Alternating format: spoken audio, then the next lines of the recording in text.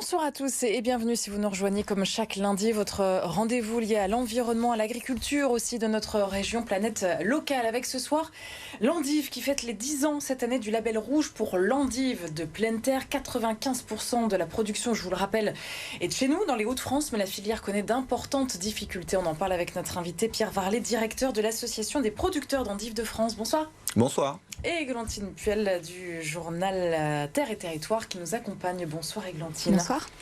Le contexte particulièrement tendu puisque vous organisez une après-midi de soutien. Ce sera le 20 février prochain au siège de la région à Lille. Vous avez écrit aussi ce week-end au Premier ministre Gabriel Attal. Il y a urgence pour votre filière ? Oui, il y a urgence puisqu'elle est en grand danger du fait de décisions européennes qui risquent d'empêcher de produire des endives demain. Donc voilà, il y a une grande remise en cause et puis une demande une sensibilisation des pouvoirs publics sur les conséquences de la réglementation et des choix politiques qui sont faits en ce moment. Dans votre courrier, vous dites que l'année 2024, c'est la dernière année sur laquelle vous pouvez vous projeter.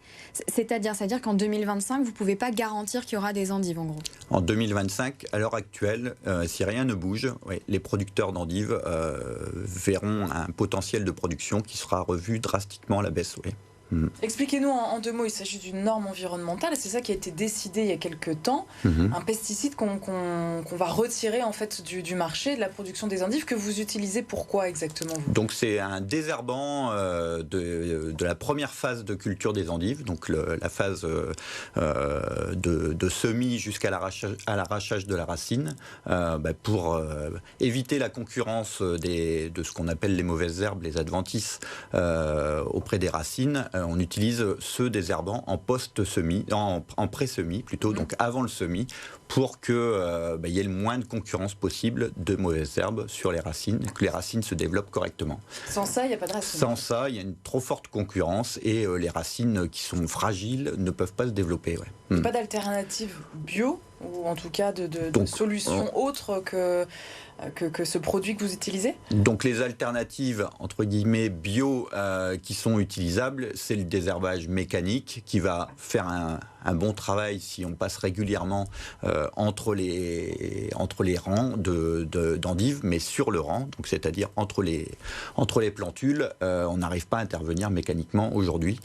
Donc c'est pour ça qu'on demande à avoir une dérogation pour pouvoir utiliser encore quelques années, le temps de trouver des alternatives, les produits qu'on utilise depuis 50 ans aujourd'hui et qui passent année après année l'évaluation de l'EFSA, donc de l'agence européenne. Oui, c'est l'Union européenne. Ouais. Mais aujourd'hui, on a su cette décision en janvier 2023, beaucoup trop court pour trouver finaliser les solutions alternatives qu'on travaille aujourd'hui à la station d'expérimentation de l'endive à Arras. Il n'y a pas de réflexion entamée bien avant 2023 ? On a entamé, bien entendu, on est une station d'expérimentation, nous également, et donc on travaille sur des alternatives depuis une dizaine d'années.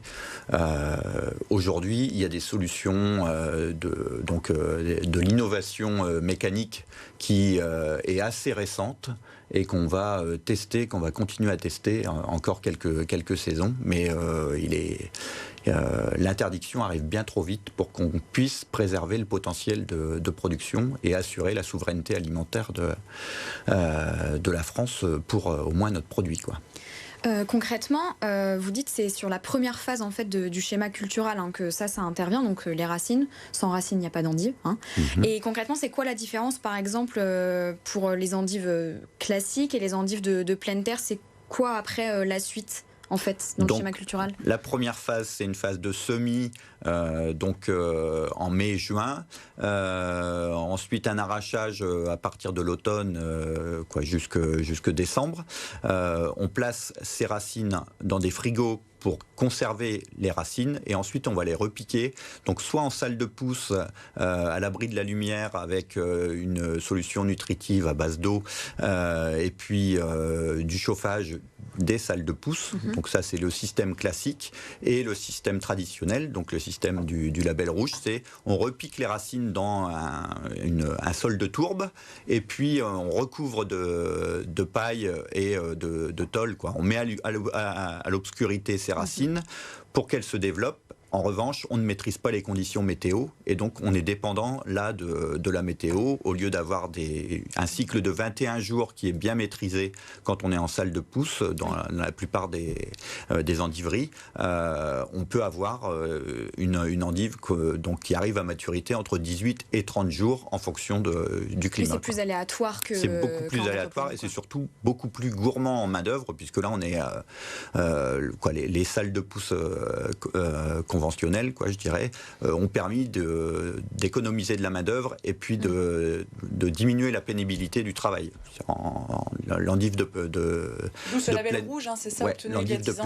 De pleine terre, les producteurs sont à genoux une bonne partie de la journée à l'extérieur, donc subissent les conditions climatiques. Donc c'est la pénibilité physique, concrètement. Ouais. Et ce label rouge, du coup, vous l'avez depuis 10 ans. Oui. Ça implique quoi, en fait, un label rouge, en termes de critères à respecter, etc. Donc c'est des critères qualitatifs. Le premier critère, c'est la conservation du produit, le croquant de l'endive, après un système de culture traditionnelle, donc comme on le connaissait il y a encore 50 ans. Ouais. Avec un effet sur les prix aussi ? Donc un effet sur les prix, puisqu'on a parlé de la pénibilité et puis de la main-d'œuvre. Et donc, il y a plus de travail, donc un coût de production qui est supérieur sur l'endive de pleine terre, avec une garantie qualitative aussi, que l'endive traditionnelle. Ouais. On parlait de la région qui va vous accueillir pour cet après-midi de soutien. Vous êtes souvent et beaucoup défendu depuis le début de la crise énergétique, il y a maintenant un an et demi. Qu'est-ce que vous espérez justement des pouvoirs publics et de la région dans ce combat que vous menez pour maintenir la filière des endives chez nous ? C'est quand même emblématique de chez nous, justement.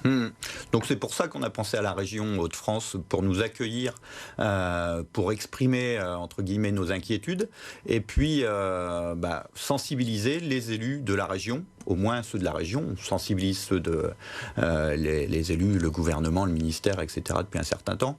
On voit que rien ne bouge, donc on souhaite sensibiliser les élus de la région pour qu'ils puissent faire remonter nos inquiétudes, et puis également compter sur la presse régionale pour relayer ces inquiétudes. Parce que, mine de rien, ça reste une petite niche, c'est ça, les endives, 130 000 tonnes l'an dernier, ça reste un petit marché. Et puis c'est difficile en plus. Oui, on était à 250 000 tonnes au début des années 2000, on arrive à un potentiel de 130 000 aujourd'hui, donc on a divisé par 2 en 20 ans quasiment la production. On a une génération qui vieillit, et si on veut qu'il y ait des repreneurs également des endiveries et qu'on fasse perdurer la tradition, il faut que nos jeunes soient convaincus et de la visibilité, et quand ils investissent dans une endiverie ou dans une rénovation, on leur dise pas l'année prochaine tu pourras plus produire, quoi. Donc on souhaite avoir la visibilité. Merci beaucoup Pierre Varlet. En tout cas, vous nous tenez au courant si Gabriel Attal vous répond à ce courrier. On espère.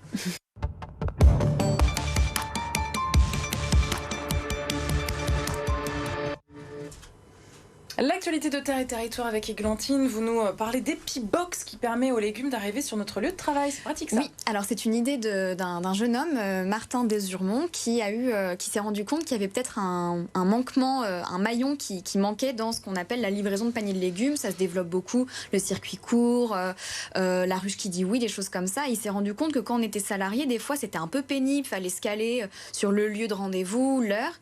Et il s'est dit mais pourquoi pas faire venir ces paniers de légumes directement sur notre lieu de travail avec une heure déterminée. Et donc il travaille actuellement avec une maraîchère et un primeur, mais il a l'ambition de pouvoir développer ça pour l'instant dans la Melle et puis après partout dans le Nord. C'est à lire en tout cas dans vos pages. Merci Églantine, on se retrouve la semaine prochaine. Belle soirée.